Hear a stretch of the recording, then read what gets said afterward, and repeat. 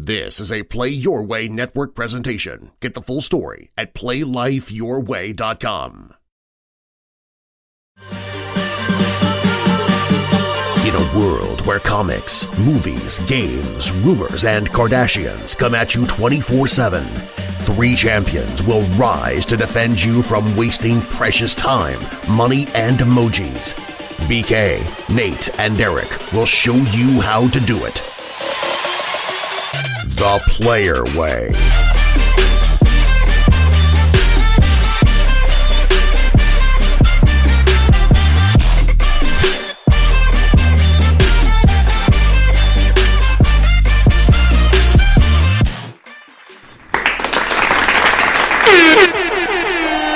Ladies and gentlemen, and everyone in between, with all due respect, it's on once again, Patron once again.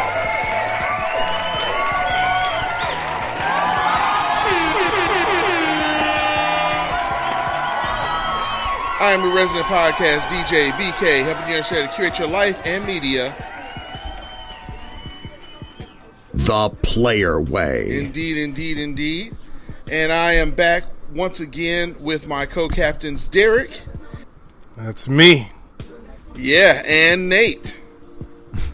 That's also me. There you go. I'm just so excited, man. I got the funk music going on in the background, man. Funk music pumping out of the bows while man is rapping about folding clothes because I'm just in a good mood. There's something about watching a good movie that just puts you in a good mood. Am I right or am I right, y'all? Man, you are all right, because ain't nothing left. Ain't nothing left. That's right. That's right. Nate, how you feeling this week, man? How you feeling heading into this podcast? Episode 50, baby. Woo! It sure is. To be quite honest, I'm exhausted. I know. Me, yeah, Had a same long thing. weekend. Dude, you and me both, man. Like, I decided to not be lazy and actually walk a couple of miles a day. Decided to kickstart my beach season fitness going. Get some things going, make some wishes on some Dragon Balls. You know what I'm saying? So I exhausted my whole situation. But it was an interesting thing. But before we get started, ladies and gentlemen, everyone in between, I am your resident podcast, DJ BK, helping you understand to curate your life and media. The Player Way. I had to do it again because coming into the podcast, it was kind of not so scrumtrulescent. But it's episode 50, man. You would think on episode 50, before that would come on, I would be doing something, but no, it's just every day over here. I took a little nap before we got started. You know what I'm saying? So I'm wiping the crust out of my eye. But it's time for grind time, and when it's time for grind time, you got to consult the official clothing store for Grind Time Fitness. That's who it is. That is Agency Cartel. That's who we sponsored by, as well as Play Your Way Network. So thanks to those sponsors, and we're about to get this thing going. Episode 50, y'all, man. I mean, how are y'all feeling? We've been doing this thing for a full year. Episode 50 is also our anniversary. Hey, man, I'm proud. I'm proud to call these gentlemen my captains. We have a resident podcast DJ who's had a heck of an evolution on this show. Coming around full circle, we have Nate, Don Diego de la Vega, still holding it down, being our Corbin Dallas, and we have the evolution of Corrupting the System just beginning to gain traction. You guys don't even know what's coming. We got crazy content coming. You guys don't even know. Hey, man, this is good. This is an accomplishment, man. I'm proud. Congratulations, guys. We've been doing this for actually longer than a year. Yeah, we actually have about 13 months. Yeah, exactly. At the end of this trial episode, and error. Yeah, I might at the end of this episode, I might throw in one of the older episodes just to kind of tease that, because this may be a little shorter episode than usual. We said on episode 50 we were going to do another countdown like we've been doing the last 4 or 5 weeks, but we decided that there's a certain movie that has been out that is just bigger than everything out in the universe. And, what else can we talk about? I mean, there's only one thing going on in this universe. Forget about the top 5. Forget about our anniversary. Screw that. The most important thing going on in the world right now is Avengers Infinity War. It's Death Wit. Avengers Infinity War. I'm telling you, Avengers Infinity War. Man. Guys, I actually didn't watch it. That's exactly. I'm gonna wait for DVD on that one, Blu-ray. That's right. So if I'll you catch didn't it on watch it, then Netflix. someone stole your cell phone and I'm gonna called wait me for and that said, Netflix. someone called me and was like, "Hey man, I'm sorry for bothering you, but this movie was awesome." You know? Best movie of all time. That is You a wouldn't know who direct that quote. is, would you? Was that really Best- late at Friday night? It was super. No, Dude. no. It was really early Saturday morning. Yes, Dude, man. can I just say, we were... So, if you guys will indulge me real quick, Yes. Get it. I took a red-eye Thursday night. Uh-huh. Didn't sleep at all. Landed at DC at 8 o'clock in the morning. Dropped my stuff off. We went and checked out an apartment real quick. And then we went to the movie. And then after the movie, then we went and checked out about 4 other apartments. That's Once that was done, we ate. And then we got ready to go out. When we were celebrating 3 of my best friends' birthdays, because they're all kind of huddled together at the That's end awesome. of April. Shout them out, And- B. Shout them out. Shout them out, homie. Well, no, the whole point of the story is when I talk to you, I completely blacked out. I know don't you did. remember. I know you Dude, so well. Like, I was walking through the streets of Crystal City trying to find my friend's apartment because I took an Uber to the wrong place. oh man. And you had somebody with you apparently. I who have was my gone. friend Brandon, who was just as gone as I was and was absolutely no help whatsoever. The two of us were just... We were just, a combination of stupid and stupider. It was Blind helping the blind. And all Derek wanted me to do is he was like, "All right, I'm going to record this, and let's just keep him on the phone for as long as possible." So like you were trying to get off the phone, but I kept like asking you about Infinity War, and you kept getting excited. You were like, "Man, it was just such a beautiful movie, man. It was just, man, I'm sorry for bothering you, man, but it was such a good movie, right?" I was like, "Yeah, man, it was awesome, man. I got to get out of here, man." Dude. I was like, no, tell me something else about it, man. I accidentally, while I was trying to dial people's phones, I accidentally pressed my parents' phone and hung up real quick, but it had already gone through. They called me back. My mom called me back, and I had so many missed calls and calls from my mom and my dad. And my mom called me at 8 o'clock in the morning just yelling at me. Man. Like, is this what you're going back You to made teach? me worry. Yes. You're 32 years old. Why you acting like this? I don't remember last time I got yelled at by my mom, but it was... Ladies and gentlemen, that's how awesome this movie was. It was that awesome. That leads me to my second point, man. As growing up as a comics fan, it wasn't a very popular hobby to have. I didn't really have anybody you and me else both, to bro. talk about it with, except for my brother.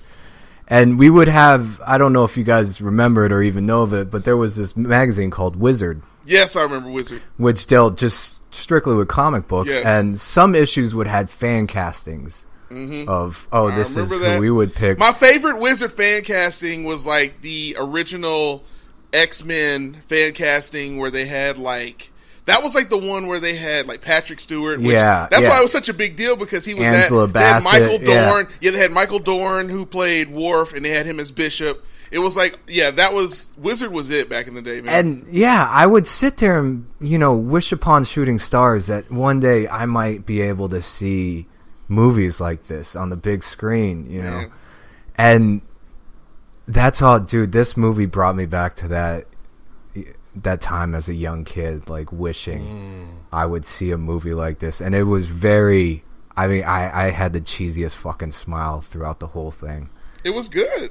It was amazing. Oh my god, dude! I mean, how could you not love what was going down? It's not a cheesy smile. You can't call that a cheesy smile. That's a well warranted, earned, and deserved smile. I mean, I can't imagine what kind of payoff this is, especially as a comic fan. Knowing you, Nate, I can't imagine what kind of payoff this was for you. Yeah. I got to witness one comics fan payoff for it, and it was really unique from my perspective because as a sheltered life that one formerly known as Derek Lewis led. Comics and all that was for the devil, Bobby. Exactly. so I didn't even get. I was like, I was the type of kid that got busted up over one time playing a Mighty Morphin's Power Rangers fighting game. So you already know where my head was at. So to see this after only seeing the trailer, sitting next to one of the biggest comic fans I know, BK, yes, man, and woo, yeah, I can't wait to get into this. Ladies and gentlemen, everyone in between, you are getting some true exclusives listening to this. Exclusive. The Player Way. Exclusive. What started this podcast, and it is just beautiful. I'm getting chills all over my body right now as if it was spider sense right now, because it really helps you understand who we are. And the whole point of us bringing this podcast out is this is what we did. Derek and I became friends because literally in a bathroom in the 9th grade, he saw me play. Exactly. Hold on, y'all. Wait. I don't like how that story just started off.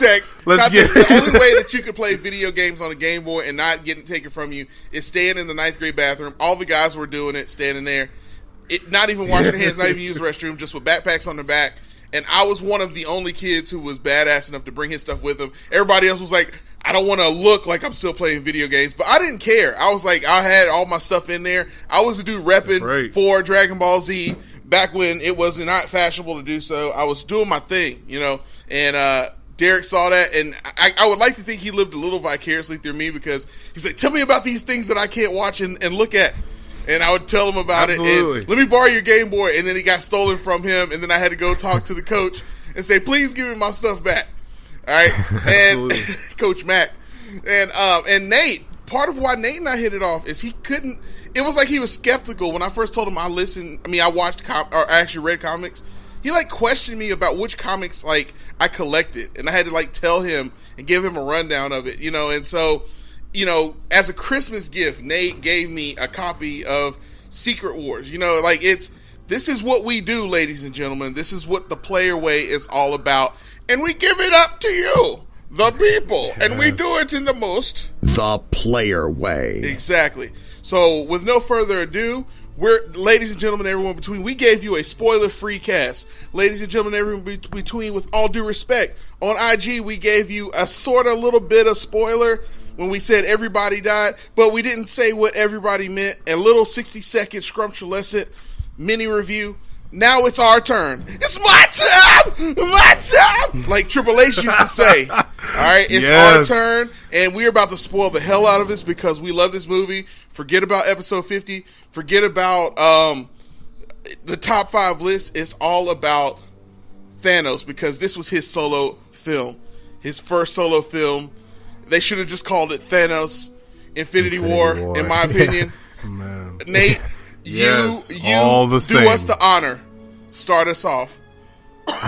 Normally for these movies, I make a list of high points, but I gave up after a while because everything to me was a high point.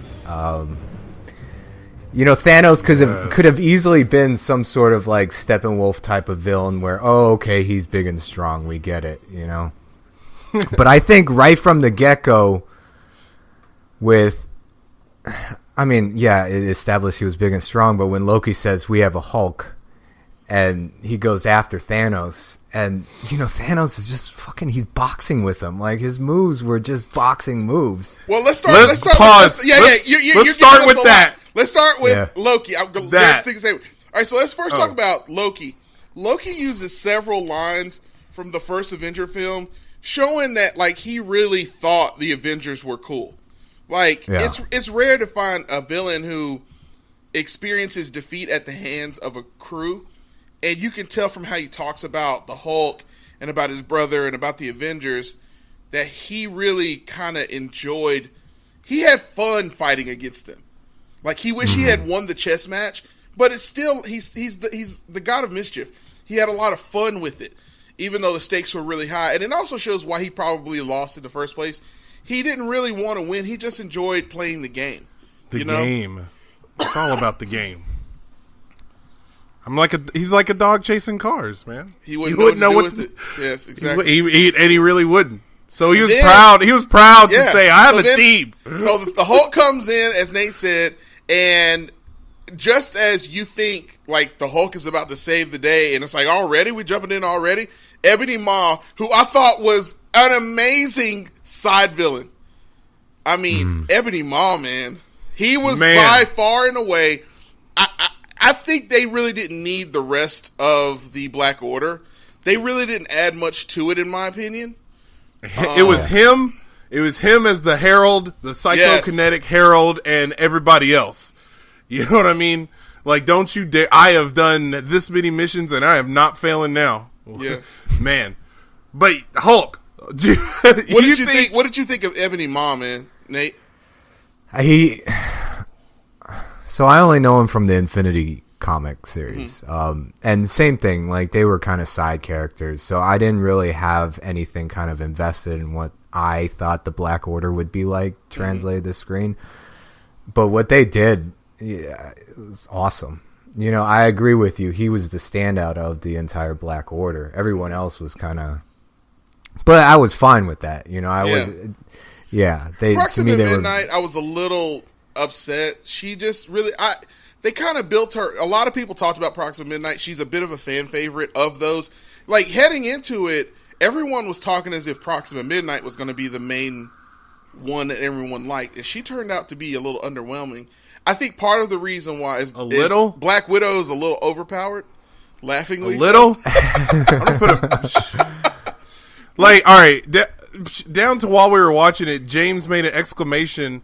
So the three most basic Avengers are the ones that came to Vision's aid. The three regular humans, you know what I mean? Well, these guys are the ones that you took can't on. really call him that. And Falcon, I think I can. If he just has the strength of 10 men versus these guys, yeah, I can't call him an average man at that point. You know, going up against the. Come on, man. Well, I don't know. I think you might expect a little too much from the Black Order. Cap, I mean, in the comics, while he gets beaten by Thanos, he puts on a good show. I mean, almost a little bit better of a show than he does in this film. Like, Thanos is really a little overpowered in this film, which I like. I like it. I like how powerful he is. Yeah, and he should be, because we've had, since the first Avengers, we've had 8 years of build up to him. Yeah, you know, and all we've known is him sitting in a chair up to this point. Oh yeah, yeah. So to see him, Thanos, he might be the highest point to me. Josh Brolin knocks it completely out of the park. Yeah, and he looked amazing. Like, just the small little details in his face, man, striations of his muscle, the veins in his face, the heartbeat in his face. There's times where you see him straining and crying, the veins then pop out. Yeah. They're not there all the time. Kind of like, I was worried that we'd get a little bit of James McAvoy from Split when he turns into the Beast, and you have these weird cartoony like veins all over his body that when you watch the DVD Blu-ray version, you're like, oh, that looked a lot better in the theaters. You know, but no, Thanos, they put a lot of work into making him look real and tangible. Yeah. Man, absolutely. And they also, I like the amount of time that he had the spotlight of the film, because it really gave you a sense of his motivations. Yeah, you know, you get like that first fight with the Hulk. You get a full understanding that he doesn't need the Black Order to get this done, and that proves to be true in the end. He's doing it because he wants to be prepared. He wants to cover all of his bases, because he has to cover a lot of ground in a very short period of time. And to a certain extent, it's not that he underestimates the heroes that he's with, it's that he has his own Avengers crew. And so he's expecting the most out of them, and he's giving them an opportunity to share in the glory of delivering justice for the universe. He's not a selfish leader. He wants everyone to be a part of it, but he holds you to standard. Not unlike a moment that happens later in the film that I'll get to between Vision and Cap. But that first fight that you have with Hulk and Thanos, you really get an understanding of, okay, imagine the Hulk, but with a full tactical brain like Cap. And trained. Yes. Yes. And imagine what that would be like. This is what this is. This was something this was one of my favorite moments in the movie. You remember, as I saw with my co-captain in Atlanta, BK saw me trip out at this scene, because I've always been appreciative of the Hulk's strength, but you know, I'm like, man, if only he was trained. Just like Superman is ridiculously strong, but in the movie versions, we never see him as a trained fighter. Seeing Thanos easily handle these haymaker blows from the Hulk clearly showed he's like, I really need to train because I've just been used to throwing these haymakers and hoping for the best. But to someone of tangible strength like me and easily trained, Hulk looked like a complete amateur next to him, and it showed the difference between a warrior and somebody who's just been having brawls in an arena. You know what I mean? Yeah, that's what I mean. Thanos whole different level. Thanos was fighting him like he was fucking Tyson in his prime. It was nothing. It was nothing. That first punch that he said to Hulk's head, you heard Hulk go, "Rrr." Yeah.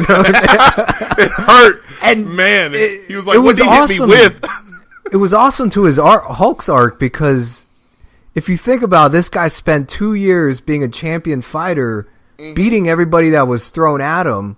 Yeah. You know, to where he thought he was invincible. He fought a big wolf. He was about to fight a fire god.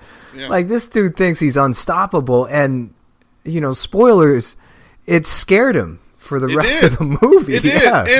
And a lot of people didn't like that. He had never had that. And a lot of people didn't like that. Here's my only problem with it. And we'll get to it when we talk about the Wakanda scene a little more in depth. But the only problem I had with it is if you're going to give him something to do in the final battle, then go ahead and let him Hulk out. Because it's essentially what you're doing. You're letting him Hulk out, but you're just not letting him Hulk out.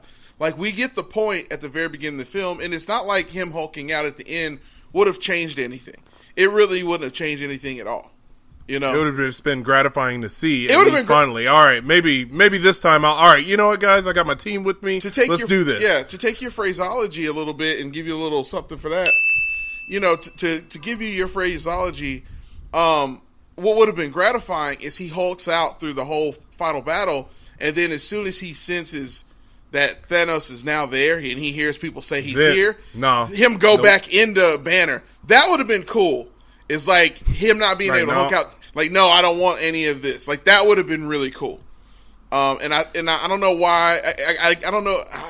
I feel like that would have injected some substance into just seeing him whine through the whole movie. It's like we got why he wasn't want to come out, but it would have been nice. And this may be us requesting it to just specifically spell it out, but it would have made sense in this particular case for them to clearly say, oh, no, we're going up against that dude again? Nah. Flashback to, 16 punches to the face and a quick, swift kick down, and then luckily, but now that I've seen it twice, I saw it late last night because I tried to see it 3 times this weekend, but it's been, sold out. Box office, if somebody go ahead and get those box office numbers ready to go.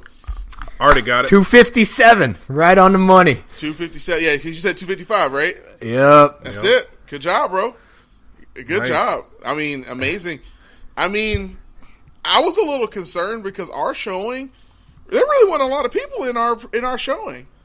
But, I mean, it had pound for pound, it just kept bringing in that money. It was also this movie was in about 1,000 more theaters than the average movie comes out in. Yeah, you're right. So that definitely So you think it had more theaters than Black Panther as well? I believe it did. Okay. Honestly, I'll keep that running in the back. 10 o'clock in the morning on a matinee when everybody should be at work, the entire theater was packed out.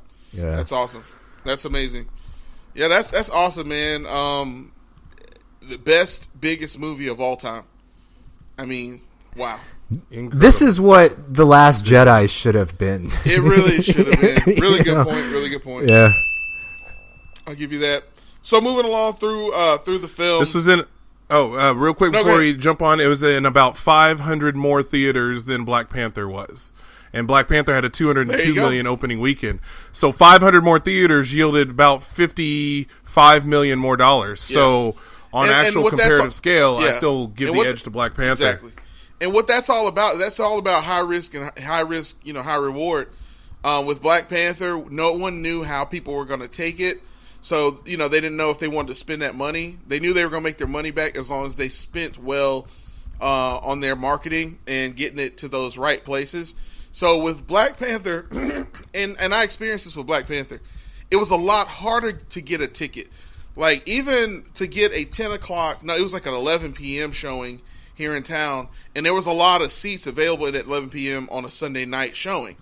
For Black Panther, that first weekend, it was sold out clear through Tuesday because it was in less theaters.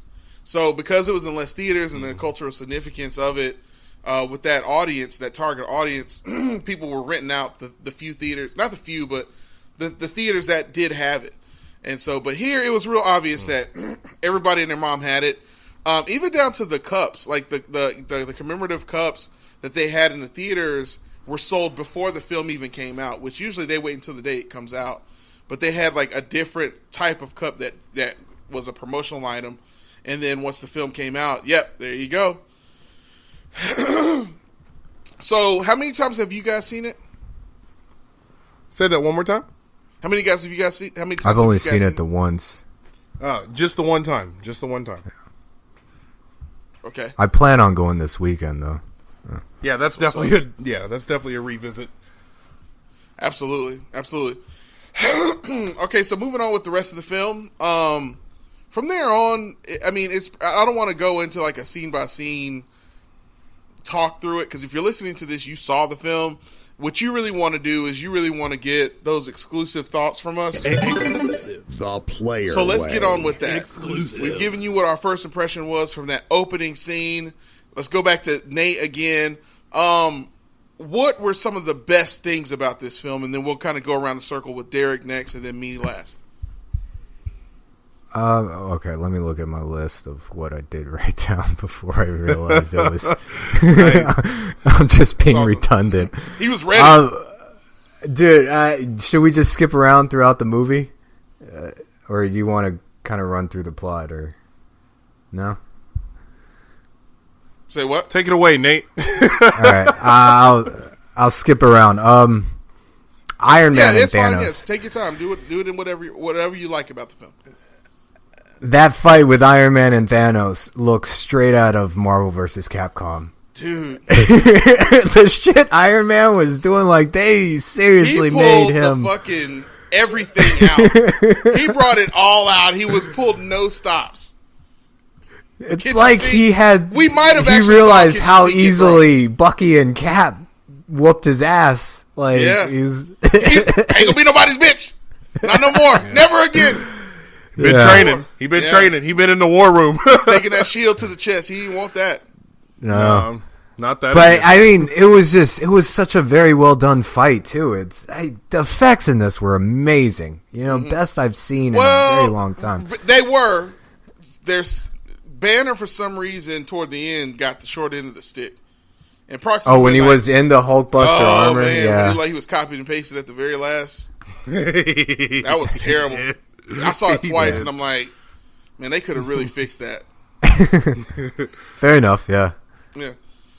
But the other 98%. Oh yeah, of course. Yeah, I mean, we're not. I mean, we got to give them. I don't want people. I don't want people This jumping is a on talking 5 about out of 5 star film for us. Exactly, okay? we reviewed it. We Ain't nobody talking about rarely ever do actually. 5 out of 5 stars. Ain't nobody out there talking actually about us. Exactly, You know what I'm saying? Exactly. All right, so you like the last fight with okay, let's talk a little bit about this bleeding edge Nate, armor. when you say, okay, Yeah. Yeah, let's talk a little bit about this bleeding edge armor. So Nate, tell us about the Mark L.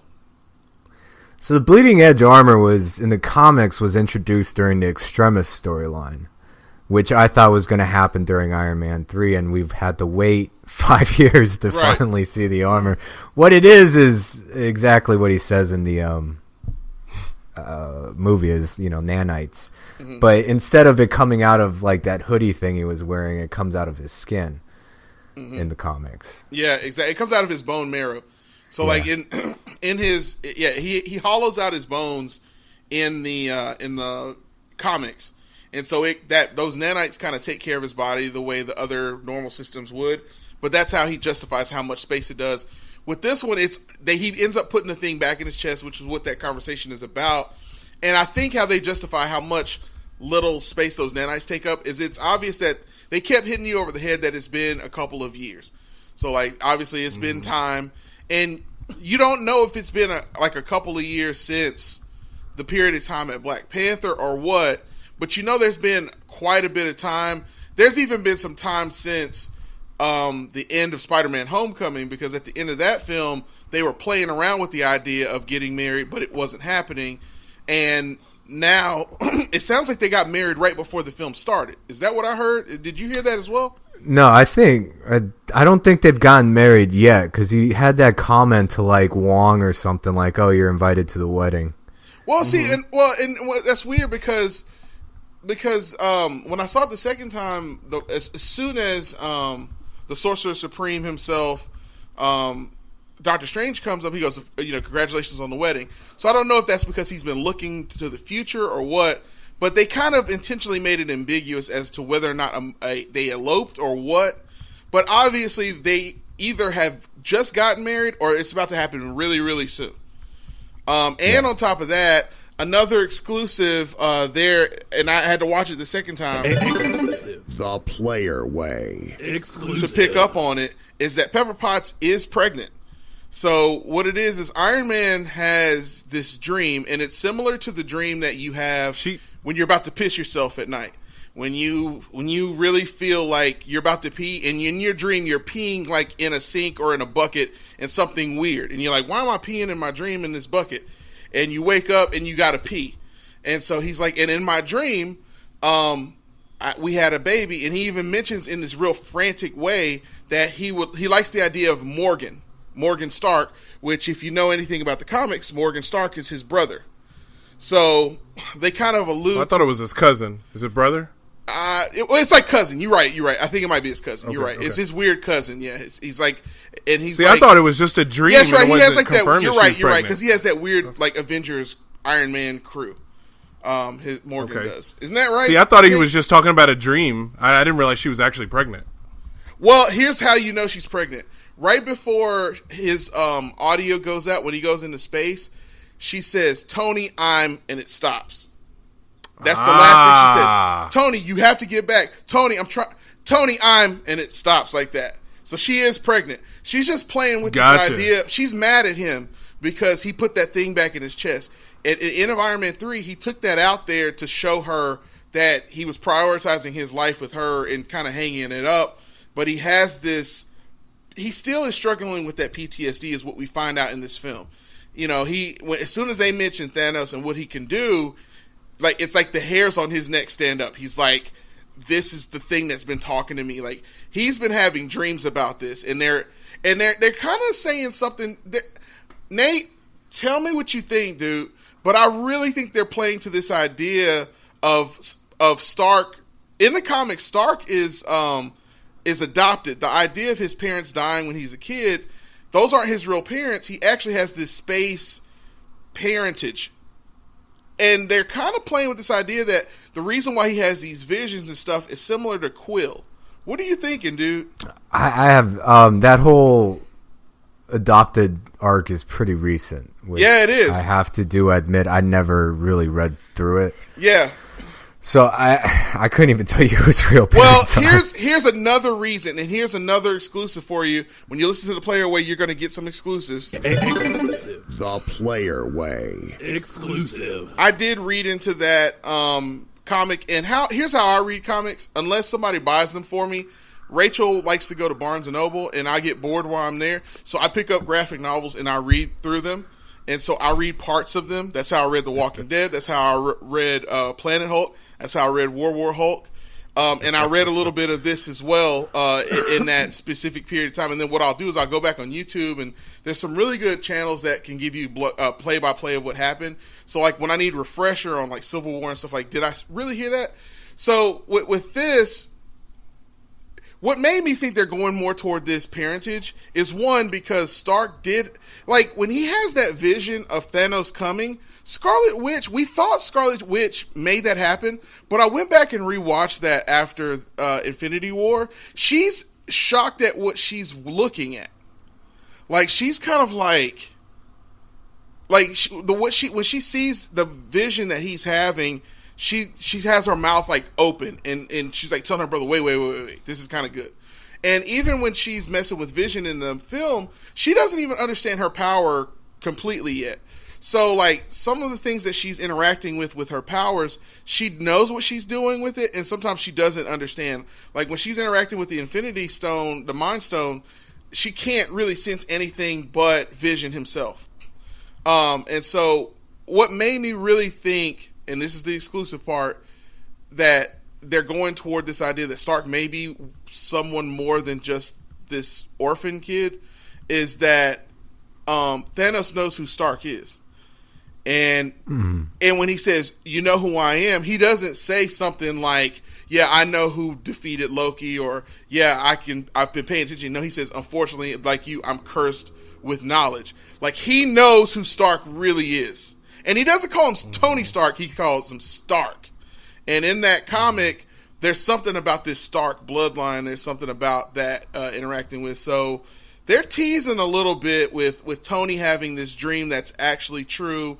With Thanos, everyone dies. They made a really good job. They did a really good job with color grading Titan to look almost exactly like that mound of bodies that he sees in that vision, which is insane that they went to that great of detail with the color grading. Man, Nate, what else we got, bro? This is what I love about the Russos is they have this ability to kind of make characters that are a little bland or don't know how to really portray their powers in, a cool way. Kind of how they did with Captain America and Winter Soldier, where you come out of it thinking, man, this person's a badass. I never thought of it like this before. And you don't think of them as really super powered until you see that. And that's how I felt when I saw Scarlet Witch throughout this entire movie. Wow. Absolutely. She's powerful. We get that. But they never really, other than her doing some weird hand movements and throwing stuff around, she never did really cool shit. But that fight where she's trying to save Vision at the same time as trying to fight back with Proxima and Corvus, that showcased her in a way to me where I was like, God, she is a badass. Yeah. And I love that in that scene, Thanos does something with a lot of people that he does throughout the film. When they surprise him beyond what his data is, similar to the androids in Dragon Ball, where when a character does something beyond what their data shows, there's a look on their face like, holy crap, I'm not computing. Is this the same person from the data? Exactly. I love that Thanos looks at a person and is like, really? And he understands. He gives them their due. He understands their power. When he has that tug of war, when he has that fight with Tony, it's like Tony far exceeds his expectation. He's like, wow. If you really knew what you were doing fighting wise, you could have done me in. I really hope they remember you. And that's something I thought he was going to say to Cap. So he also had that line after Tony went ballistic, and then you see that one little scratch on Thanos' cheek, and he goes, "All that for a drop of blood." Yeah. Oh, he has some really good. Speaking of that, I mean, this is maybe my own meanderings, but I mean, I feel like that can't really be a throwaway line though either. Did part of his blood get on there? And all right, cool guys, now I can create this gas that I know will specifically affect Titan DNA because we have his blood. I mean, that's definitely not too far fetched for Tony to come up with. And it's something. I mean, like I said, that could be just a mindless meandering, or that could be something that comes in later. No, I don't think it's a mindless meandering. I think what he's getting at is very similar to what he told Doctor Strange. Is that for these people to have all of this ability and this power, they don't know what to do with it. It's not so different from what Ultron was trying to tell them, which is kind of insane when you think about it. Even though Marvel is trying to distance themselves from Ultron, of Age of Ultron, because it's not that character was bad, it's that film, the character development in that film was traded for exposition. And so a lot of things happen in that film just to move the plot point along. And so it's not people's favorite film. But he mimics a lot of the things that Ultron was saying. And in a weird way, Ultron was trying to get everybody ready for this guy. Ultron even says right before he gets vaporized, is all we can guess what happened to him. We still don't know what happened to him. He tells Vision, they're not ready for what's about to happen. They'll die. And Vision is like, well, perhaps they had their time. Maybe that's not such a bad thing that they had their time. But it's interesting to then see Vision now trying to cling to life the way humans would. But to button all that up and to get to what my point is, Thanos is looking at these people like Stark, and they have these brilliant minds. or Doctor Strange has this Eye of Agamotto and he has this Time Stone, they're not using their abilities in ways that could actually stop him. It's within their ability to do it, but they just don't think pragmatically enough. They've not been alive enough. And the guy who's been alive longer than all of them, Thor, he attacks he attacks a certain part of the body in favor of having a one-liner, a final one-liner. If he had just cut his head off and not been worried about trying to say, I told you, he's, human trait. That human trait, same thing that did Quill in, same thing that did all of them. That was a recurring thing throughout everybody. There you go. The hubris of human emotion. Hulk thinking that, I can take this guy on. Yeah. Oh no, I didn't realize what I was up against. Thor thinking he can take this guy on twice and still got the same thing really both times. Like everybody, we got this. We're Wakanda. We got this. We're the Avengers. We got this. No. We weren't prepared. We've been just fighting these, in essence, sub-level villains. Mm-hmm. We've been used to just fighting somebody just to kind of get them weak enough to detain them. We haven't really been thinking, we need to cut the head off of this guy or else half the universe is gone. But and the only character that thinks that way is Doctor Strange. After Doctor Strange has a time to meditate with the Eye of Agamotto, he realizes that they need to stop playing checkers and they need to start playing chess. And he even says we're in the end game now, which is a chess terminology. So he's like, let's think differently about all of this. Before I tell what I thought about what Doctor Strange did in that meditation, Nate, what did you think he was going for in that? What happened? First of all, with Doctor Strange, we got to see the Crimson Bands of the Sidorak. That's fucking awesome. Doctor Strange is downright Sorcerer Supreme in this fucking movie. He is, dude. He is. And for him to use Sidorak stuff, again, that was my little nod to the X-Men. I was like, there you go. We got a little bit of Sidorak. There we go. Juggernaut. Shout out to Juggernaut. There you go. I think this all happened according to the 1 out of 14 million scenarios he saw. That's why so glad you picked up on he that. didn't stop Quill. He didn't stop Quill from... Yes. He could have easily stopped Quill from, freaking out. He could have warned Quill. He could have told him, hey... He could have teleported him out of there. He could have... well, because he was teleporting him everywhere else, but he could have even told him, he's going to try to inflame your emotion because this is what's happening. He already knew. He saw the second movie script already. I think everything, everything after him meditating and coming out and saying he saw one scenario where they won happened to the point where he thinks it needs to happen, which is why he had that line when they're on that spaceship and he agreed to go to Titan, where he's like, look, if it's you guys or this time stone, I'm going to let you die. Yeah. He said, and then he saves Tony's life. He goes with what he said. Exactly. Yeah. And I've noticed, I read up on that. He calls him Stark throughout the whole movie until the end. Always. Yes. And he calls him Tony. Yeah. Yes. And you notice a difference in how he interacts with Tony. He argues with Tony and he looks down upon Tony the entire time. And after that, you see a decidedly different approach to interacting with Tony and how he works with Tony. Even down to the fact that, like, it's very similar to when he was going against, what's the name of the guy that he went to the other dimension to talk to at the end of Dormammu? Dormammu. Yeah, it's very similar to Dormammu. Like, it was theatrical. Like, the second time I saw him fight him, everything that Strange does is very theatrical. It's all like, even the way he helps Quill jump around, teleporting people in, it's all just, he already knew how they hit him. So he's like, he goes here, and then this guy goes here, and then this guy jumps back this way, and then it was too perfect. And that's the key. It's like the fight, everything felt too perfect.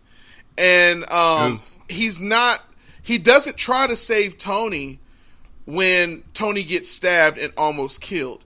He has to make Thanos think that he got the upper hand. Like, it has to look like he earned it. He can't give Thanos any clue of what's happening. And down to the fact that he knew he was going to die. Yeah. Man. just dissecting that little bit is it's a rush, man. This movie was packed with so many just incredible sections of it. Just going back to the fight with Tony Strange in the street with the Black Order. Just that fight scene was in essence a climactic fight scene in any other Marvel movie. That would have been that was just a by the way fight. You picked up on it. The fight that happened in New York City was supposed to feel like the end of a film. Like that was the end of an Avengers film. But instead of winning, they lost in that particular battle. There's several final battles within this, and every time, as Quill even says, wait a minute, so we lost? Like, it's, for them as characters, this isn't normal. It's almost like breaking the fourth wall. It's like, wait a minute, we lost? That's how the movie's written? Like, wait, we don't lose. Like, it's really cool. Like, it's really cool to feel that, and them to feel that sensation of loss. And Thanos, when he has those speeches, you can tell he's lost before. You can tell he's fought many wars, many battles, and losing is something that just happens. He was never afraid to lose. It was just a matter of putting this thing in the right place. There's nothing out of the ordinary here. The proper people stand in this exact place. Exactly. To feel so desperately that you're right, yet to fail all the same. Like, and it's like he knows what that feels like. He's like, I understand. I know exactly. I know. Yeah. It's like he got it. He was that bad guy that is educating the good guys, man, as he's defeated them. Yes, he's daddy when he's giving you a spanking, and you don't want to hear that shit from him. But he's like, I understand. I know what you're trying to go to. He's putting them on game. These lumps. Yes. This is game, man. This is game. He's giving it to him. Nate, let's go deeper. Let's go deeper. Pause. One of my high points was also the furniture. In a movie like this, it's hard to lose the emotion of it all. But the emotional scenes, to me, all of them were even pre-snap. The deaths that we experience, where Gamora is trying to get Peter to shoot her. And you kind of feel for him. You see him tearing up. You see her tearing up. Man. All down to what I think was the most emotional part of the movie to me was the sacrificing of Gamora, which I did not see coming. First of all, Red Skull, you fucking serious? Dude! You never would have guessed that in 100 years. Before we go any further. Stop the presses. Stop the presses. Dude, when he first got on there, I was like, who is this Skeletor looking like motherfucker? At first, if you've read the Infinity Gauntlet, if you read Infinity, then you know, like, the exact visage of the Red Skull before you can make out his face. That's what Lady Death looks like. So I was like, wait a minute, are they about to do it? It was, and then you see that skull turn red, and you're like, oh, yeah. And then you remember, your brain goes back to the scene where he had the Tesseract in his hand, and he did get teleported. I guarantee not a single person guessed that Red Skull would show up. In this nobody even thought about the fact that he got teleported. None of us even talked about that. We were like, "What's nuts is as that was happening, I was I didn't remember that in the Avengers animated series they had Doctor Doom and Red Skull with Thanos having the Infinity Gauntlet fighting on the moon." And it still didn't even cross my mind that Red Skull was going to be in here. It still didn't even. I was just as shocked as 100% of everybody else except the writers. It was brilliant. What is his job now? I'm stuttering. What is his job now? Well, Guardian of the Soul Stone. Yeah, like still, like it just until its return. I mean, I don't know. I think until he finds a way to get off that planet. I mean, he was teleported there. I mean, he has no means of getting back. It's not like he had the Tesseract in his hand. I think what it's going to set up for is my conspiracy theory for this next film. Conspiracy. Cap's going to go there and throw Tony over. What if it's a conspiracy? So prior to this, Nate thought that Secret War might be the name of this next upcoming film. All my theories have gone out the fucking window. My theory is that this next film is going to be called Infinity Gauntlet. That's what it's going to be called. My reasoning for this is the play on words as well. No, okay. Well, yeah, because infinity. So yes, they're going to keep that idea And but it's going to be a gauntlet to get. Yeah, but not only that, but there's actually an Infinity Gauntlet comic. So, and they've already some of those notes have already been in this film anyway. We have the mold of the Infinity Gauntlet already still available to us. Peter Dinklage is still available, which that was an amazing. I thought it was so cool that he was still a little person, but he was a big little person. A little person. I love it. Person. I love that he was still that. So we got that going on. They made a choice to make the Infinity Gauntlet look like it was worn. It's not dead because he wouldn't have been able to teleport out and erase his wounds. It was obvious that he wasn't wounded anymore. Yeah, it looked burned. You mean at the end? Exactly. Yeah. Which is something that we have seen with like the Infinity Stones in particular. It could be that he doesn't have that the Infinity Stones need time to, do their thing. But as Nate has many times, as Nate has many times pointed out, there are scenes where Tony and Cap both have wielded the Infinity Gauntlet. Mm-hmm. Well, a lot of people, even Black Panther. Yeah. So what that told me with those other things that I just mentioned, and now you got the Red Skull, we're going to have a scene with Cap and Tony and them on that planet because they even talk about Red Skull even kind of alludes to the fact that the Soul Stone is different from the rest in the MCU. You have to give something to even wield it. And I'm sure there's other things that you have to do for the other ones. Like, for example, the Ether, we don't know if there's a ritual. Ebony Maw, the way he gives the Tesseract over to Thanos, there's a pomp to it, almost as if that was a ritual. Like the things he says, the way he bends his knee, and then he gives it to Thanos, and then Thanos grabs it and breaks it. It's almost like there's like a certain... They know the steps you have to take to get all of those stones and how you have to take them. So my theory there with the Red Skull is we're going to have a scene with Tony and Cap, at the very least Cap, facing off, not in a fight, but seeing the Red Skull, and then him saying, like him having a hard time trusting him. Because he's like, he knows who this is. He's just trying to take one of us out. He goes, I can assure you I have nothing to gain. I have no ability to take this. I'm just the keeper of this stone. If you want to take it, one of you someone you love has to be sacrificed. And I love that, like I would love the payoff of Cap and Skull meeting again. I'm telling you, it's going to happen. It is Captain America. It's going to happen, dude. It is going to happen. I would love that. It's going to happen, and I think. What we may see is, I think what may happen is Cap may sacrifice himself.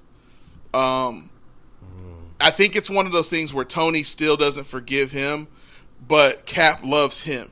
And so I think it's going to be one of those things where he finally shows Tony he cares about him by sacrificing himself for the greater good. And in a weird way, it's going to show Tony that he does love Cap, because you have to love the person that you sacrifice. But my problem with that is you got to throw them off this thing. So whoever they sacrifice has got to be human. You get what I'm saying? They got to at least. Do they have to be human?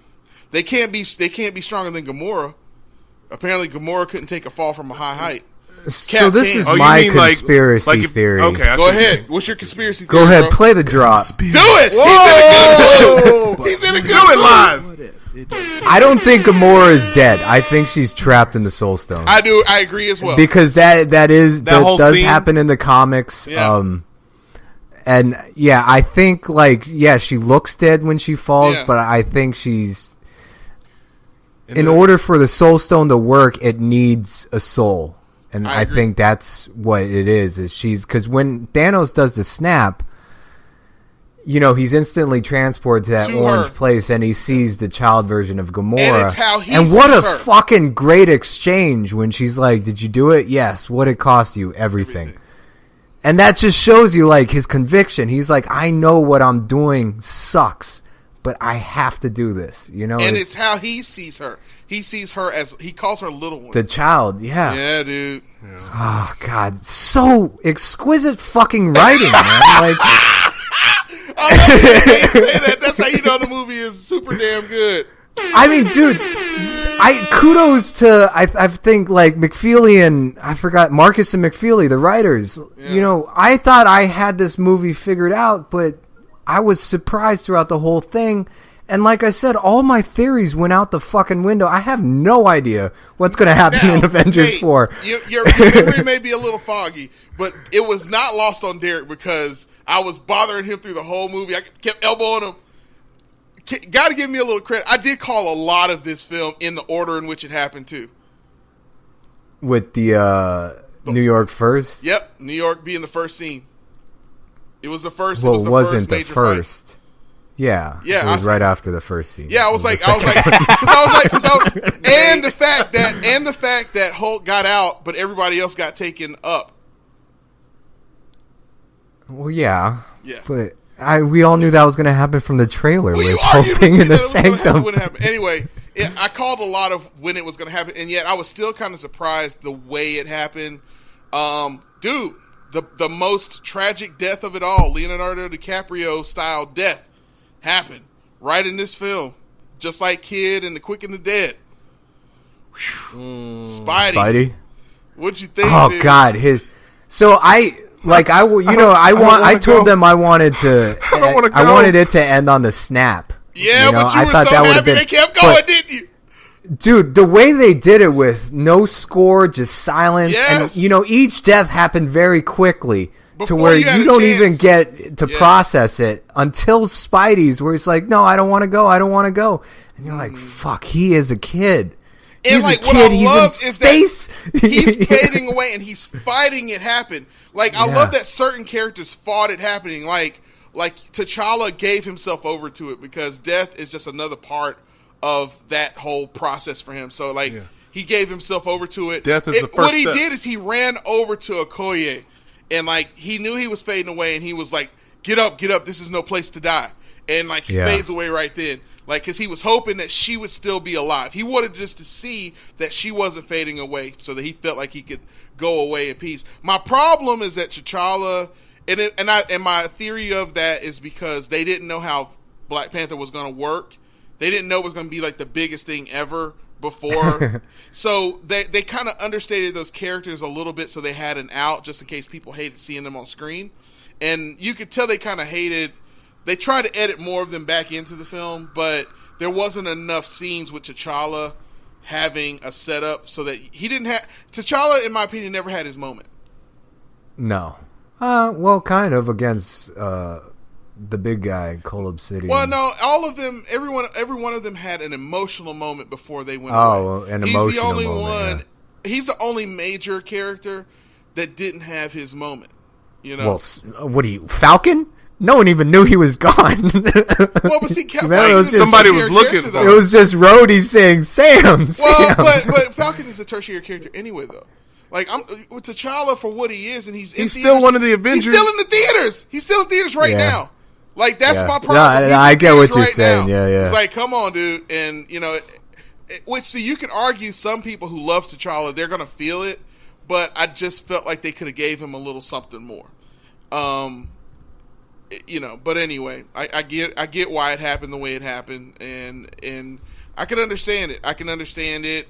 In the bigger scheme of things, will the cultural significance of Black Panther fade somewhat? I do. I think it will. I don't think it's going to be the biggest film. I think it's going to be just as popular as like Ant-Man in the long run. And so in the long run, for the perpetuity of the franchise, it's the better move to make. To not make more out of his death than it needs to be because there's so much more. I think the right play was to play up Vision, to play up Scarlet Witch, Vision, and to play and to play up Spider-Man. Those are the three deaths I think was the right decision to play up. But I still feel Vision got the short end, dude. He died twice. And he got his brain tore out. Dude, it was emotional enough for Scarlet to like kill the fucking stone. Can I just say something? Can I say something? Yeah. How awesome was it to see colorless Vision? Like his color faded out, and if you know anything about what happens to Vision in the comics when Thanos takes the Mind Stone from him, he actually has and it's not that he gets the Mind Stone taken from him. There's something that happens with him And it more so, I think it has to do with when he's fighting against Ultron, and he loses part of himself in that battle. He comes back, but he doesn't have his memories of being with Scarlet Witch the same, and he's more android-like. He's more robotic.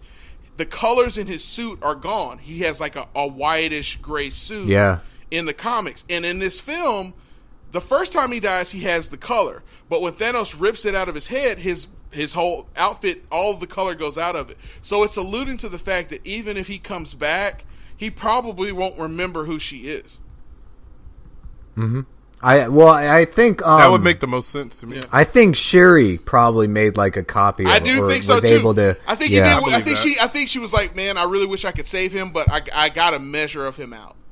Yeah, and so I think he's going to come back. Yeah, they alluded to that too when they described how many things are bringing together to be Vision, Jarvis, Ultron, the Mind Stone. So and she. And they wouldn't have given her that last little hustle before, that whole area destroyed where she, did a furious typing on the laptop and then something went into something and then boom. So their technology, I'm going to go ahead and assume they did something.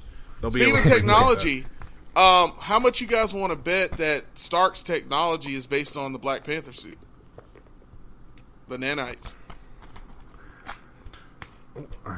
Assuming that he does know about the new Panther suit. Yeah, how else could he have done so much in such a short period of time? It's obvious he had just finished. It's been years. It's been years though. It's been years though too. We don't know how long he's been. But he didn't have anything close to it. There's a decidedly different approach. Like his even approach to having a suit is different from when we last saw him till now. I mean, and for him to specifically mention nanites, he had to have spent some time in Wakanda. He had to. I mean, it just. I mean, I agree with that assessment, but I also think, I mean, it is also Tony Stark. Like, it's not outside the realm of possibility that this is just another batch that he was working on too for the Mark 9 trillion and 86. You know what I mean? Well, yeah, but there too. We have an interaction between Shuri because it's obviously it was her first time meeting Bruce. It's obvious that, well, first of all, we know that there's some limitation in Stark's ability when it comes to organic matter blending with technology. He specifically says, I can't create vision. You're the person who is the best at bioorganics. So he lets Banner make him. And then on top of that, for sure to have her moment and to kind of sun him and say, well, why didn't you do it this way? So it's obvious that Wakanda has had a big impact on technology from the last time we saw them in the few months. Yeah. And obviously there's been a time skip since just those couple months when we saw last film. I'm for sure we got something going on there. And everybody the only reason I said that just because of Civil War, I just wasn't sure if that rift was still like, I'm not really dealing with Black Panther since he harbored the two guys I was here's the other knot. But then again, here's the other knot because as Nate says, it's exquisite writing. All of the breadcrumbs are there. So Rhodey has this interaction where Bruce comes in and Bruce is like, oh, is this the king? He goes, yeah, you should bow. And he goes up and he goes, we don't do that here. And Rhodey's like, haha, So it's obvious he had been there before. Yeah, they knew about it, or at least knew the tradition. Yeah, he knew he'd been there. He's met T'Challa. He's met him on his ground. He knows that they don't do that here because he probably had done it. He himself probably bowed when he came in. So all of his technology, did you see him wearing? It's obviously a little bit better. It's been improved from what he had before. And we'll just well then that I have a question then. Yeah. When we saw Spider-Man's Iron Spider suit at the end of Spider-Man, what that suit has nanotechnology on it. I mean, so where do you think that puts that time frame in there? Because Tony's suit was not what he has now. However, if he had the Iron Spider suit already with nanotechnology, do you think that was just something? Oh well, if T'Challa helped me with the Spider suit, perhaps he can help me with mine in that time frame. Because between Spider-Man and this, Tony is the type. We've seen him in the MCU already. When someone has really good ability, he goes and meets them, and he meets them heads on. For example, when he first meets Spider-Man, the whole reason why he likes him is because of the technology that Peter is making on his own already. So what he does is he says, okay, here's what I can do. So the suit that we even see, the I think it's 17A is what it's called. When he it's based on an older technology, more similar to the wristwatch that we saw in Civil War. Something that touches onto the body and then overlaps. And it's obvious that the existing OS of Spider-Man's suit is just, this thing is just an overlay to that suit. It hooks into that suit. You know what I'm saying? So what I'm thinking with that is the only thing that could explain how he goes to putting something in his chest, and these suits are brand new. Like, it's obvious he hasn't even tested these suits yet. Like, they're brand new, coming off the gate. I think he takes some of the Wakandan technology, and then he blends it with his stuff, because it's very different. You know, with Black Panther stuff, it's more of something that you see. It's not necessarily real. Like, it protects his body, but it's more of a force field than it is like a tactile physical thing. Whereas with the Bleeding Edge armor, you can tell it's like mass. Like, it actually blows up, and there's a thick pieces of it come off. Yeah, yep, but it's obviously Stark is not the type that he understands. Like any other visionary, competition is great and all, but it's better to play with other people's technology and make it your own.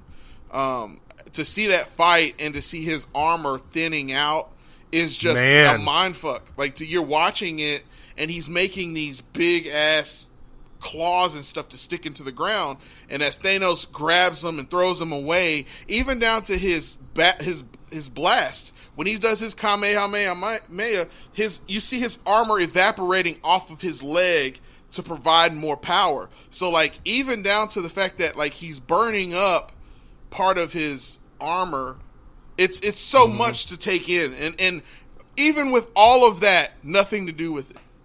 Like, he still gets stabbed with his own blade in the end. And that was man. Oh man! Speaking of weapons, we did get to see Stormbreaker with a season with some Groot. Hey, we'll give that to you. That? We'll give that to you for sure. Even though we did see a very cash that coupon in, you called that one. Even though I will share your opinion of, man, it was a very, very strong Stormbreaker. Very strong. It was even like teleporting him across the universe. You know what I mean? I'm like, yeah, it had the Bifrost ability. Like, this is not. Yeah. Well, I mean, I guess Beta Ray Bill had the ability to teleport and stuff like that and stuff too, because he's able to get around. But well, never mind. Like Tupac. Because Mjolnir was able to do that too. He was able to teleport with Mjolnir as well. So they're just the same. He was? I didn't realize that. Yeah, that's how he was able to. Remember, he would just hold it into the sky and fly. I know, but he would call him. But he'd be like, "Heimdall." Yeah. Yeah. Oh, well, like he couldn't just open up a portal and you're right. Well, I was thinking like the eye isn't, because Rocket said he grabbed the eye. The eye that he gave him looked like Heimdall's eye. Was it? Wasn't. No. He said somebody else's. He was very clear that he stole that, and there's even a scene in Guardians of the Galaxy, the first one, where they just have a habit of Groot and him steal eyes from people. Like, they have done it at least twice in the series. So they have this weird Rocket, because he is a rabbit. Help me out, rabbit. I love that rabbit. Come, rabbit. But no, I love that he's still an animal. He's a programmed animal, but he forages for stuff, and he holds on to it for when it becomes handy. So this eye, he specifically says, the guy I took it from, you might want to wash that before, might wanted to wash that before you put that in. I had it up my ass. I smuggled it up my... Yeah. His ass. So it's just one of those things. I love that Groot's arm is what makes up the weapon. Yeah. So it makes it even more of a mythical weapon. Yeah. I love the Guardians' reaction to seeing Thor, other than Quill. Like, all of them are amazed. Even Groot, who, every other scene we saw him is sort of that bratty teenager, the pissed off teenager. But when it comes to Thor, like, he's all about it. Yeah, let's get on with the Guardians a little bit more. Okay, so I really loved. They were very true to the comics in that the way. To me, the most shocking thing that happens the entire film, like, and I mean, like, instantly jarring, like, jump scary, like, is when Drax gets cubed up. And then Mantis gets the spiral business right after. And there's actually the second time I watched it, there's actually a boing sound when she turns into that, it's like boing, like a spring. Yeah. And that's actually ripped exactly from the comics. That happens panel by panel to 2 other characters in the comics. So, like, to see it done that way. And then the bubbles, Thanos has this weird thing with bubbles in the comics. We've also seen it in Marvel versus Marvel superheroes, Marvel vs. Capcom, like older fighting games. He has bubble attacks where he puts people inside of these bubbles. So it's really cool to see him turn weapons into bubbles. Like, this is Thanos from the comics. Like, I was like, oh my goodness. Like, his attacks, his creativity. Like, in the comics, he even talks about how he prides himself on coming up with creative ways. Like, it's almost like the Joker. You know how the Joker pulls out, like, little flowers with acid, you know, and, like, little guns with the boom and bang thing. Thanos has that same, he gets off on, like, surprising people and seeing people's faces when they think they're about to shoot a gun and it turns into a bubble gun. And then he looks at him and is like, I like him. Like, that joy on his face, he gets a lot of joy out of this. He's like, oh, he was actually going to shoot his girl. I like this guy. He's got moxie. I'm not going to kill you right now this second because he is, as that co-captain talked about, Akagibushi no Jitsu. Yeah. You called that. You didn't mention the idea of clones. I will did. say that.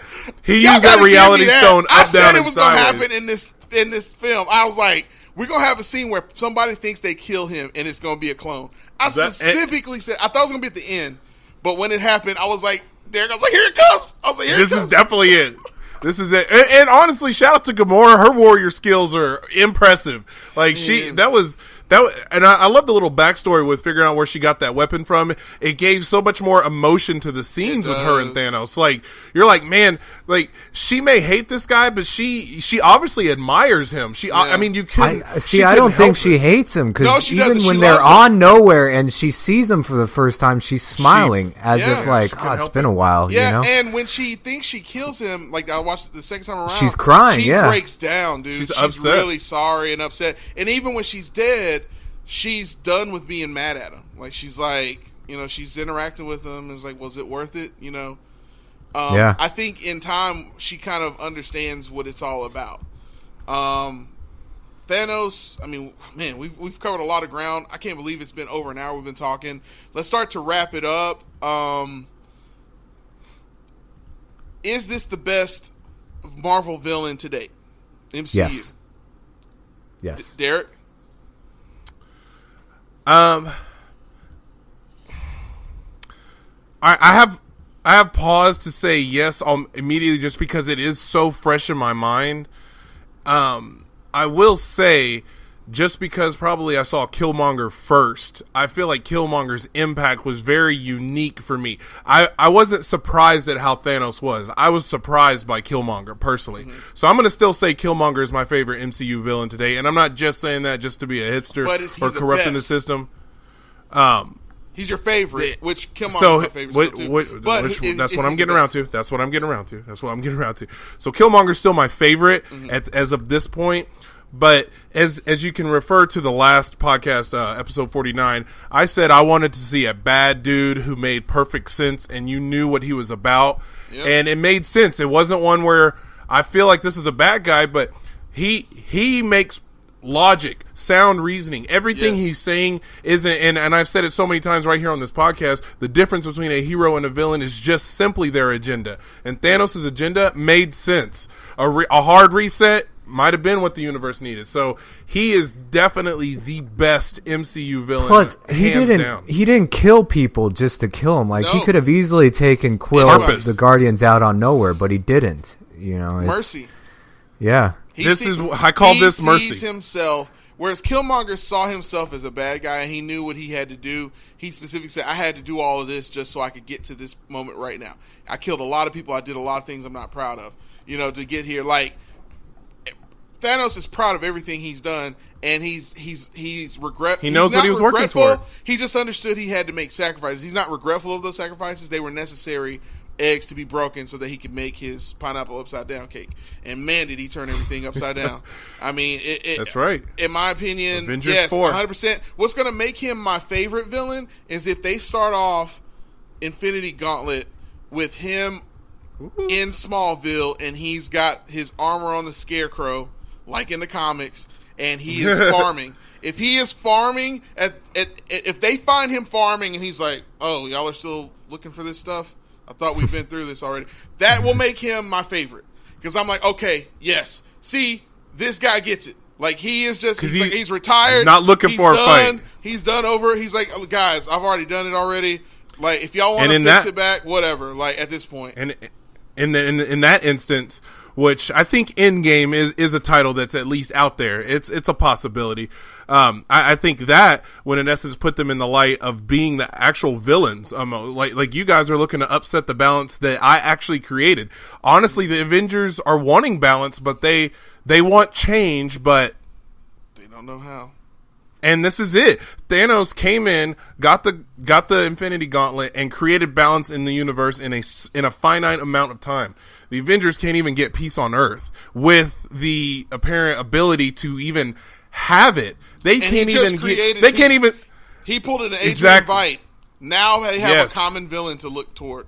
Exactly. Ozymandias and Thanos are going to be farming it together because they deserve to be. They deserve to see what rhubarb and pie they can create together. The Avengers have all the tools, but they can't even stop home invasions and armed robberies. Honestly, because if they were really Earth's mightiest heroes, they wouldn't even be dealing with that. Thanos is heroes, but not universe. Yeah, not at all. That's the difference. That's the universal level. Huh? Exactly. Well, I made balance to the universe. Had that ash taste. Exactly. You may be a god, Thor, but I'm a Titan, and let me show you the difference. You should have went for the head. Should have went for the head. I love the power scaling too of Thor. If there was ever a question, man, he was strong. Avenger, it's Thor. Dude, right now, theater when he came in and Cap and that Avengers theme kicked in, and you saw him stand there with Rocket and Groot, the entire theater just started clapping. Man. Oh also, my god! Shout out to Bradley Cooper. I don't think Thor can die, man. Rocket Raccoons delivers. Oh yeah, and I said that in the last podcast. I said you can't kill Thor. They don't even know how to kill him. Like they don't even know how to kill him. Even the writers don't even know how to write him. He even got his eye back. Like you can't kill the dude. I'm telling you, dude. He's even worse now than he was before. So here's how I want to end up the podcast. I want to round it out by us talking about who do we think. The after credit scene? Well, I mean, we could talk a little bit about that, and we'll kind of get to that with this question. Right. Who is not coming back? And what is your theory behind who's going to come back and who's going to have to stay dead? I think everybody that snap or everybody post-snap is coming back. I agree with that. 100%. Pre-snap is a bit suspect. I think definitely Heimdall and Loki are probably staying dead. Yep, I agree. I think everybody from Asgard might be dead. Gamora is 50-50 to me. I don't know, man. I think her soul could be in the Soul Stone. I mean, that would. It could be, or she could just very well be dead, and Here's why she might be dead. Everybody was wondering why they pushed so hard to get another female on the Guardians. We now know why. We now know why they need another female force on the Guardians, because this one might not be coming back. And for Guardians 3, that's obviously got to do a lot more with Adam Warlock and that gold planet with the gold people. And Eve, or what's her name on that planet? The head lady of the Sovereign? Yeah. You mean? I have no idea. Yeah, the lady who gave birth to Adam Warlock. She kind of even talks about, she flirts with Quill a little bit, and talks about how she would like to try to procreate with him, and he was even he kind of flirted back with her a little bit. So I think what they may do is to kind of free him up to have love interests and other for the sake of the franchise. I could see that. I could also see Quill not coming back either. He's got the reason why I knew he was going to die is they got Jurassic World 2 coming. He's got other things that he's working on right now, so he's not going to be too hurt by not being involved. Some people say they think Sylvester or Stallone will be in. No. I don't even know if we're even going to see the other Guardians in a movie. I think that was just a cool after credit scene to have. I don't know if we're going to see any of those people in a film in the next 10 years, which makes me feel really, really old. But anyway, I agree with you that everybody after the snap is probably coming back. Derek, what do you think? That That makes the most sense. If I'm going to go with my logical knee jerk on that one, it makes the most sense because I feel anyone who's vaporized would be subject to possible resurrection, reversal of the time stone. However, before that, if you were just straight up murdered, it would have to be some sort of unique, either mystical moment, spiritual, astral, something unique for it to come back. Yeah. Outside of that, it makes sense to. If they died before, like I don't think I'm, I don't think I'll see Loki. I think, you know what I'm saying. I think that if was I had it to take for a Loki. guess, there's a pretty good reason as to why most people that went away post snap were people that were introduced after Phase 1. Yep. Minus people like Okoye and Rocket, because that'll give the original cast time to shine in the first half of Avengers 4 until they bring them back, and then you get the Avengers Assemble. Yeah. I also like that the actors that ended up getting gone in the snap have pretty good careers right now, so they have other projects that they can be working with, and I think that had a lot to do with the decision making too. So that we don't hold up actors that can be doing other things in the meantime. We need somebody to volunteer to die. What do you got going on right now? Like Okoye and Shuri, they need these franchises right now. Let's not kill them. They need work. Whereas you know what I'm saying? All right, so I think we're all of the same mind that Vision is coming back, but he's not going to be the same at all. He's going to be more uploaded, robotic. Mm-hmm. Okay, all right. I was able to bring him back. I just couldn't put his memories in. I'm sorry. Yeah. Okay. All right. Well, there you go. Here's my theory. If they do bring back Asgard, it's going to be done with the Eye of Agamotto, and that's going to play toward Baron Mordo being upset and pushing more toward the bill comes due. Well, I think half of Asgard escaped, because there was that line of half of them or he killed half of them. Yeah, and I think that's where Valkyrie went. I think Valkyrie went the ones that lived, yeah. And I think that's also where Cord went as well. Yeah. So I think what's going on with that is I think if they do bring back, I like the idea of him bringing back people who did die, but him not being able to revive Vision because of his interaction with the Mind Stone and everything like that. It was a unique situation, so it's not like he could put the Mind Stone back in him, and nor should they, because they don't want this to happen again. And I think the person who's going to be probably taking the stones and putting them across the galaxy again for safekeeping will be the Sorcerer Supreme. But I think that's going to set up for Baron Mordo to be the bill comes due. You should have left things the way they were. Thanos it's because of you that Thanos even came to us. So a lot of great possibilities. I think it's of the opinion of the Play Your Way podcast and the Play Your Way network of our extended reporters that it's refreshing to finally be a part of a movie going experience.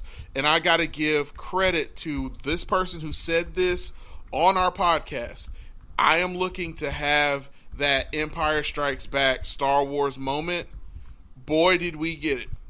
Derek, you said it. And this film did for us what Guardians of the Galaxy did for us, to really open our brains up and say, wow, this is what a movie experience can be. It really is like, man, I mean, whew. We got to give credit. Go ahead.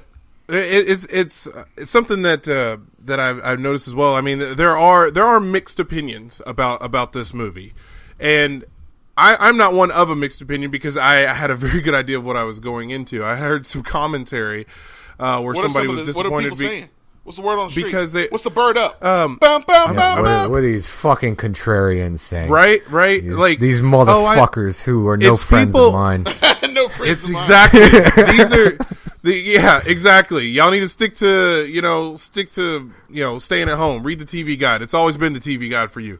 Like the people who are of a unique mindset of they're not comic fans. They're not people who followed this for 10 years. They're not people who know exactly what was going on. Or I'm surprised that so many people died, and I just didn't really understand why that was going to happen. What movie did you think you were going to see? Why did you even step foot in that theater if you didn't know? I didn't really like how they did this, and who was like, why did you even go? Don't formulate an opinion on grandma's groceries when you can't even make. Yes, they do. too. Yeah, that's much more of a real life than anything else. Actually, it's never a happy ending.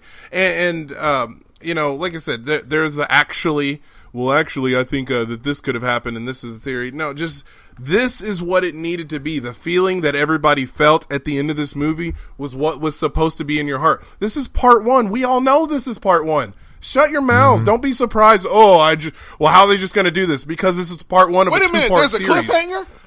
Exactly. Are we surprised? But just like the people getting up before the closing ending credit scene. Like, I can understand maybe thinking there might not be one, but also this is part one. Don't play me. Don't play yourself. You know, play life your way, not your ridiculous way. Listen to what BK's got to tell you. Listen to what Nate, these comic experts, and listen to me as a comic fan. This is how it's supposed to be. This is what the film was always supposed to be. This is how it was brought together. This was the 10 years, and I was not dissatisfied in any aspect of it. I think if you followed this universe even if you watched them on DVD later, but if you've just been with these through the 19 films, like, this payoff was absolutely amazing. And knowing 19. That another part comes out next year, man, which will be the culmination of 11 years of hard work. You know, exactly. I just can't die until May 4th Kudos to the year. fucking filmmakers, the writers, like everyone. The only Russos. Have to wait a year. We only have to wait a year. That's it. It's coming this time next year. That is mind blowing to me. This time next year, episode 100. The Russo brothers have actually gone on. They actually have a rough cut done of the film. It is 3 hours long. When a reporter asked about whether or not it was going to be longer than Infinity War, they said they were going to try to. It won't be 3 hours long, but it's totally within the realm of possibility that it would be just as long at minimum, if not longer, than this film. And this movie did not feel long. No, at it all. didn't. This was clipping up. No, it paced real well. I went out at 11 o'clock at night last night. Okay, to watch this thing. It started at like 11:30, and this was my second showing of the film. It was just as good, if not better, than the first time I watched it for several reasons. Then, all right, that's good exactly. For rewatchability. Exactly. You know what I'm saying? But I'm trying to watch a movie, man. I'm trying to watch a movie. But I'm trying to watch a movie. Yeah, but, okay. In public service announcement, right quick. Don't go into a fucking comic movie and expect people not to react. Stay your ass at home with the TV guy, like we just talked about. Especially if someone had the mannered and guidance and wherewithal to tell you, hey, before the film, hey, dude, just want to let you know, I'm gonna be a little loud. I'm excited. I kind of love this stuff. I had a Marvel superheroes cap with all of the superheroes on it, Marvel logo. All right, old school, and he's still tripping. But anyway, it was a great film. Looking forward to Captain Marvel. I'm a little worried. I don't like any of the stills that I've seen of Captain Marvel. Her outfit is super baggy, which I get that they're not going for the sex appeal. I'm not saying that you got to go for a sex appeal, but can we not look like Captain Marvel from the comics a little bit? Captain Marvel doesn't look too sexy with her new... It's form-fitting because that's what men even have on. Like, what's going on? Scarlet, That's tactical. Makes sense. You can't wear baggy clothes. Yeah, I don't like her hair. You're not supposed to have a cape. I want the mohawk. I think that chair is weird. Want the fucking mohawk? No way. I love the mohawk, dude. No way. Ugh. So good. Ugh. So good. And then I also don't like Samuel L. Jackson's look. Have y'all seen his stills? He's gonna have like the little mini. He's gonna have 2 eyes and hair. Yeah. Yeah, and hair. I hate that look on Samuel L. Jackson. And it looks like I don't know if they're gonna have like a little love thing or what.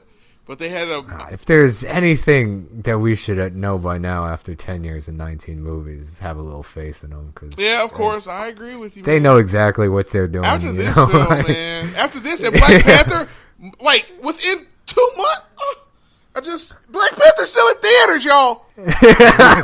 Even Black Panther overtook... You can right now go watch Black Panther, and then right after go watch this.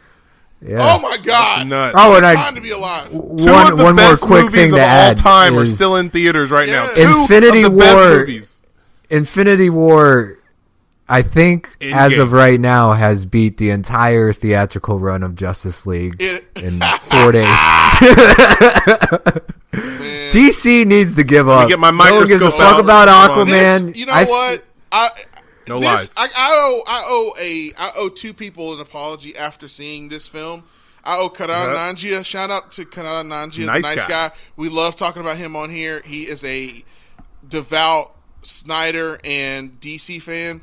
And I apologize to Zack Snyder. I've said some things on this podcast without seeing something of this level, without seeing Black Panther and Infinity War. I feel bad for him, Zack Snyder, because Zack Snyder, like, imagine if you hired, what's the guy who did Nightmare Before Christmas? And he also did Tim Burton. Tim Burton. Okay, imagine if you hired Tim Burton to do Batman now or to do Justice League. You know what it's going to look like. If you have Michael Bay produce that film, you know what you're getting. With Zack Snyder, y'all knew what y'all were getting when y'all hired him. Like, I don't expect any artist to compromise his integrity and what he's trying to accomplish just so you could have a hit. Like, if you want to really get what you got to get a guy like Kevin Feige, dude. That is the unsung hero of all of this. This is a man who really understood what he was trying to do. To hire Jon Favreau for your first, everybody was like, why that guy? Like, why the Jon guy that Favreau? did Elf? That's what I'm saying, dude. Yeah. And like, every director he chooses is just spot on, dude. Like, I mean, it's so anyway, I feel like now looking at a level of film at this, I feel like Zack Snyder gets a bad rap. I feel like if you go back and watch Watchmen, that's an amazing film. That is an amazing film. It has incredible replay value. It is the best DC film made to date. Adrian Veidt is the best DC villain we've seen on screen to date. And to try to do that with the rest of the DC universe is a fucking mistake. There's a reason why Watchmen was not a part of the continuity until much more recently. Because it was a different tone, it was a different universe, and it doesn't belong mixed in with Superman and fucking Batman. Okay? But if you give Zack Snyder the okay to do it, he's going to Tim Burton it. He's going to do his thing. And I understand. If I was a director and y'all had me do it, I'd probably do something that people didn't understand either. I think it was a bad mistake to bring Joss Whedon in and change the tone of the film. I think they should have left it as is, because after what I've seen of some of the director's cut stuff that got cut on the cutting room floor, I don't think Joss Whedon added anything to it. I think he came in. They wanted him to come in and make. They want him to come in and make the Avengers. And you can't make the Avengers. You got to make the Justice League. And you know, I don't blame Joss Whedon for trying to make it work. So anyway. Shout out to DC. I feel bad for the directors and the producers and the actors who put so much fucking effort into those damn movies. I think as fanboys, this film, Infinity War and Black Panther, it really showed that, like, bad films start in the studios. They start with the people who cut the checks. It puts it in perspective. Yeah, you have to start small. You can't try to compete. You can't be trying to hand the editing of the film over to a trailer company because they made a cool trailer and we want to make it look like that. Make the source material. Trust the source material and it'll work for itself. And that's all I got to say about that. That's my advice. That's my take. The player. It's got to be a labor of love, not about metrics and statistics. Man. Yeah, it is. That's right. Make the film. 640 million worldwide, Nate, versus Justice League 657 worldwide to date, and that came out in November.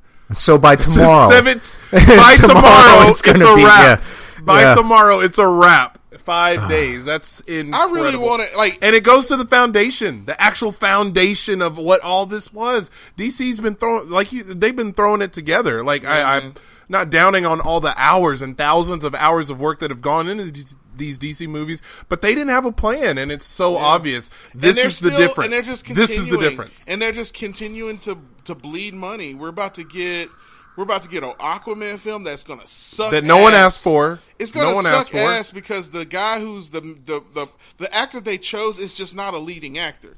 It's not going to be good. There's no world in which this is good. Okay, there's not. Yeah, this is a guy that turned down the role of Drax. Exactly. So this is as if Drax got his own movie. Because he would have been so much better Drax. He would have been a better Drax. I don't know. I love Batista's Drax. Batista, he's hilarious. Bro, Jason Momoa would have killed that shit, bro. I don't know. So you think Jason Momoa would have been a better bland acting actor versus Drax, versus Batista, who was just a wrestler? First of all, if you've not seen Game of Thrones, then that's part of why you don't understand. Khal Drogo is Drax. Okay, Khal Drogo, I mean, he doesn't have to do anything. I've also seen Jason Momoa in several different films. He doesn't have to try. Like, I've seen Jason Momoa in Game of Thrones. I'm okay with Bautista. I think just because they're supposed to be, I'm okay with them. I know you're okay with him. I know you're okay with him because you've seen him make it work. I'm just telling you, Jason Momoa. You think he would have? That's what Aquaman is. Drax. Y'all watch Justice League. His humor, the way he does stuff, he's Drax. Okay, I'm telling you, he would have been fine. He would have been great. He looks even more dangerous than Bautista does. The problem is, Aquaman, or they could have gone with the blonde-haired, blue-eyed Aquaman. Yeah. You know what I mean? They should have went with the blonde-haired, blue-eyed Aquaman. You know what I mean? Guys, Henry Cavill could have been Aquaman. Hold on to your butts, guys. They're going to steal him away and make Namor the film. The Submariner. Yes. No. Man. No. That would be hilarious. No, we don't need to see... Men don't have any place in a cinematic universe. In this planet. There's no place for them. We got to manufacture water in every scene just to make a place for you. It doesn't make any sense. It's not going to work. It's not going to work. Anyway, woo! Guys, ladies and gentlemen, everyone, with all due respect, we're at the 90-minute mark, so we're going to have to pull the plug. Shout out to my co-captains, Derek. Corrupting the system you already know. Still riding that Infinity War high. Stay weird out there. And Nate. That's me. Loving the movie. There you go. This was fun. I could have talked about this for a couple more hours. Hey, that's the reason why we're not getting into Captain Marvel too deep right now, because we have other podcasts to talk about. And speaking of other podcasts, this is probably going to be the last 90-minute Playerway podcast, at least for a long while until we start making millions of dollars doing this. We're going to split off our podcast into two podcasts. The first 45 to 50 minutes is going to continue to be the Playerway podcast, and this is exclusive. This is breaking news. Exclusive. You're too calm. No, man, fire us up. This episode 50, and y'all are getting an exclusive like this. Yes, this is big news right here. Exactly, and and then the second half is going to be called It's going to be a new podcast. So our podcast will continue to come out on Tuesday, the Playaway podcast, and then stick around on Thursdays for weekly top 5. Weekly Top 5 is we curate your life and media the player way. Well, we're going to actually start talking more on the life side. So talking about what our favorite films are, what our favorite beers are, what our favorite foods are, our favorite cities to visit. Anything that can be listed, we're going to start listening and talking through and giving you some interactive part. The Playaway podcast will continue to be the adult conversation, but we're going to go more toward a general audience with the top 5, so that if you have to listen to our scrumtrulescent voices in your car, weekly top 5 is something you can listen to with the kids and enjoy yourselves. So that's what's going down. Expect to get that starting next week. Nate, shout out to you for the amazing artwork you've done on that. Derek, thank you for coming out here over the last couple of months to help me develop this idea. And thanks to all the people who have listened. This has happened because you guys are listening. You guys are interacting with us more and more every day. Stay with us. Stay supporting us. We promise we're going to take you all along the ride with us. And again, shout out to Weekly Games Chat. They are going to continue to be sandwiched with us. And if you got a podcast coming out, shout out to Speak Between the Lines. We've been paying attention to you. Maybe we need to get a phone call from you, talk about Motivation Mondays with you, brother. I don't know. But until then, no matter what path you take or actions you decide to take, just make sure you do it the player way. Send us off, Nate. I hope they remember you. We'll see y'all next week. Oh my God, I need a warm washcloth. I know, right? I love it. Oh my God, Nate. I don't know what happened to make you say that, but that was the best thing that I could have heard at the end of this. That's it.